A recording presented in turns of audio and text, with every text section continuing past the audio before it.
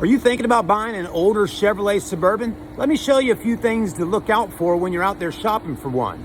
Now, I do want you to remember, in no way am I saying that Suburbans aren't pretty good vehicles, because they are. So one thing cosmetically that Suburbans do, and Tahoes and Silverados, the headlights on them do start to oxidize and get a bit faded. These look better than some because we've taken care of it the best we can here at our store. But the oxidation of the headlights, the way to fix is you got to either get some new headlights, wax them, buff them, clear coat them, that kind of thing. The next thing to pay attention to on older, like this 2009, is the paint chippage. That's right. Paint starts chipping on these older vehicles and starts flaking off. I don't know why it happens, and I'm sure many others can tell us why it happens, but it does happen. It even happens around the windows as well.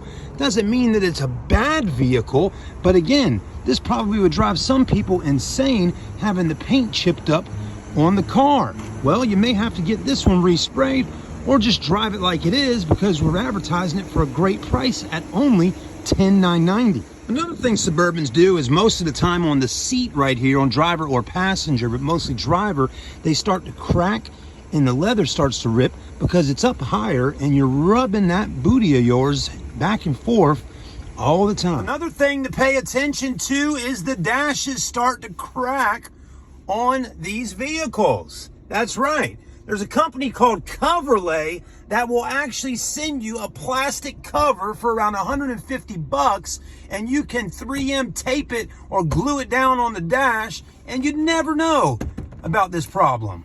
Now, mechanically, the 5.3 liter engine is a great motor. Some of the transmissions on Suburbans, Silverados, Tahoes can start to have issues. I've seen it happen many of time. So be careful on the transmissions and make sure you test drive it and make sure that vehicle is shifting smooth through those gears.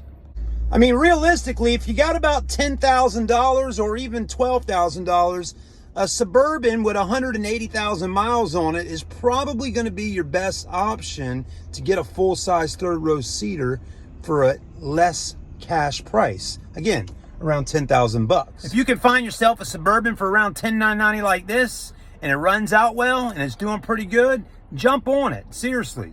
Don't let it sit around, because I guarantee you it'll sell before you can get there to get it.